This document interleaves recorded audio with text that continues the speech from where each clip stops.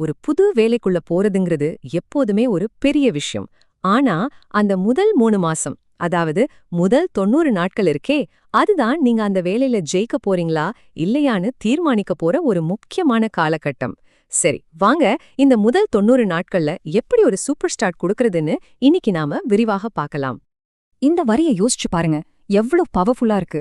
அதாவது ஒரு நாட்டுக்கே தலைவரானாலும் சரி, இல்ல ஒரு டீமுக்கு நீங்க புதுசா மேனேஜரா போனாலும் சரி, உங்களை நிரூபிக்கிறதுக்கு உங்களுக்கு ரொம்ப கம்மியான நேரம் தான் இருக்கு. அந்த நேரத்துக்குள்ள நீங்க யாருன்னு காட்டணும்.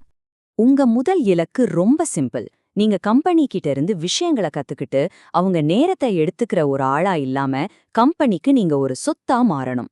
அதாவது நீங்க எடுத்துக்கிறத விட அதிகமா கொடுக்க ஆரம்பிக்கிற அந்த ஒரு பாயிண்ட் தான் சமநிலை புள்ளி அல்லது பிரேக் ஈவன் பாயிண்ட். ஆனா நிஜத்துல என்ன நடக்குது தெரியுமா? ஒரு மிடில் லெவல் மேனேஜர் இந்த சமநிலை புள்ளியை அடையறதுக்கு சராசரியா 6.2 மாசம் ஆகுதாம். இங்கதான் ஒரு பெரிய கேப் இருக்கு. கம்பெனி உங்ககிட்ட இருந்து 90 நாள்ல ஒரு பெரிய தாக்கத்தை எதிர்பார்க்கும். ஆனா அந்த நிலையை அடைய கிட்டத்தட்ட 6 மாசத்துக்கு மேல ஆகுது. உங்களுடைய இந்த டிரான்சிஷன், அதாவது மாற்றம், நீங்க வேலையில சேர்ற முதல் நாள்ல ஆரம்பிக்கிறது இல்ல. உங்களை அந்த வேலைக்கு இன்டர்வியூ பண்ணும்போதே அது ஆரம்பிச்சிடுது. அதனால உங்க முதல் 90 நாட்களுக்கான பிளான் நீங்க வேலையில சேர்றதுக்கு முன்னாடியே உங்க மனசுல ரெடியா இருக்கணும். சரி, இப்போ ரொம்ப முக்கியமான ஒரு கேள்விக்கு வருவோம்.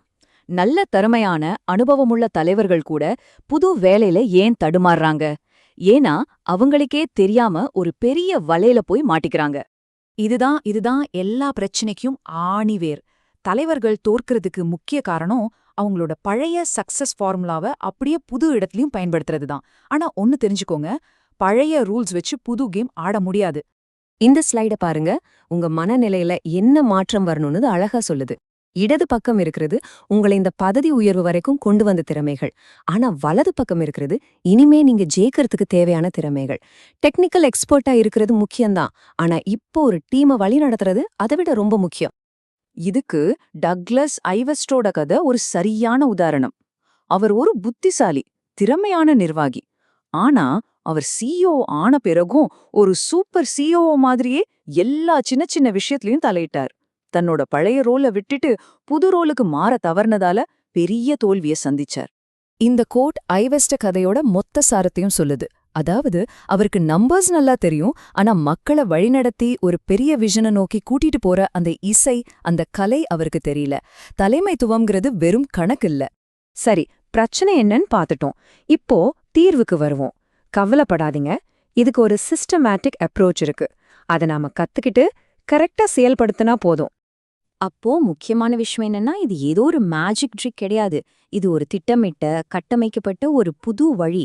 உங்க பழைய பழக்கங்களை தூக்கி போட்டுட்டு இந்த புது முறைய நீங்க பழகிக்கணும். இந்த முழு விஷயத்தையும் நம்ம 3 பாயிண்ட்ல சுருக்கிடலாம். 1, உங்க மைண்ட் செட். பழைய வேலைய மனசுல இருந்து எடுத்துட்டு புது வேலைய ஏத்துக்கணும்.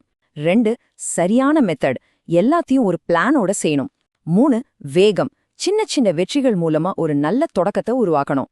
ஓகே, இப்போ என்ன செய்யணும்னு பார்த்துட்டோம். அடுத்து எப்படி செய்யணுங்கிற நடைமுறை விஷயங்களுக்குள்ள போகலாம்.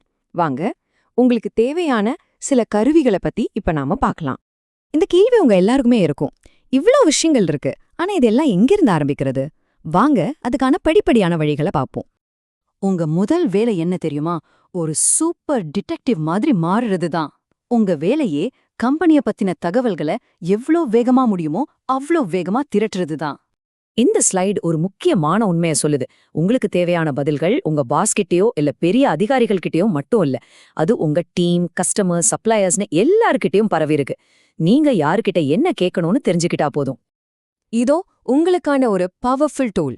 நீங்க சந்திக்கிற ஒவ்வொருத்தர்கிட்டயும் இந்த 5 கேள்விகளை கேளுங்க. கம்பெனியோட பிரச்சனைகள் என்ன, வாய்ப்புகள் என்னன்னு உங்களுக்கு ஒரு தெளிவான படம் கிடைக்கும். குறிப்பா அந்த 5வது கேள்வி, நீங்க நானா இருந்தா எதுல கவனம் செலுத்துவீங்கன்னு கேளுங்க. அது அவங்களோட உண்மையான பார்வையோ உங்களுக்கு தெளிவா காட்டும். ஓகே, நாம கிட்டத்தட்ட இறுதி பகுதிக்கு வந்துட்டோம். நீங்க ஆரம்பத்துல ஒரு நல்ல வேகத்தை எப்படி உருவாக்குறது, அதனால என்ன நன்மை, அப்படி உருவாக்கலனா என்ன ஆபத்துன்னு பேசி இதை முடிக்கலாம். இது ஒரு நெகட்டிவ் ஸ்பைரல் மாதிரி. நீங்க செய்யற சின்ன சின்ன தப்புங்க ஒன்னு சேர்ந்து உங்க மேல இருந்த நம்பிக்கைய குறைச்சிடும். கடைசில கம்பெனி உங்களை ஒரு வெளியாளாவே பார்க்க ஆரம்பிச்சிடும். இதுதான் தீய சுழற்சி. இதுக்கு அப்படியே ஆப்போசிட் தான் நற்சுழற்சி. நீங்க அடையிற சின்ன சின்ன வெற்றிகள் உங்க மேல ஒரு பெரிய நம்பிக்கையை உருவாக்கும். இவர் வந்ததுலேருந்து நல்ல விஷயங்கள் நடக்குதுன்னு ஒரு பாசிட்டிவ் எண்ணம் பரவ ஆரம்பிக்கும். இது உங்கள ஒரு தவிர்க்க முடியாத சக்தியா மாத்தும். இந்த சார்ட் பாருங்க, நாம பேசினதோட பலனெல்லாம் சிம்பிளா புரியும். இந்த முறைய ஃபாலோ பண்ணா நீங்க சீக்கிரமா அந்த சமநிலை புள்ளி அடைவீங்க, கம்பெனிக்கு அதிக மதிப்பா உருவாக்குவீங்க, உங்க தாக்கமும் ரொம்ப வேகமா தெரியும். இது எவ்ளோ முக்கியம்னு இந்த சார்ட் தெளிவா காட்டுது. இந்த இறுதி ஸ்லைட்ல இருக்கிற கேள்வி உங்களுக்கானது. ஆமா, உங்க முதல் 90 நாட்கள் ஒரு சவாலான நேரம்தான். ஆனா அதே சமயம் அது ஒரு மகத்தான வாய்ப்பு. உங்களை நிரூபிக்க, ஒரு புது அத்தியாயத்தை வெற்றிகரமா ஆரம்பிக்க இது ஒரு கோல்டன் ஆப்பர்ச்சுனிட்டி. அந்த வாய்ப்பை நீங்க எப்படி பயன்படுத்த போறீங்க, அது உங்க கையில தான் இருக்கு.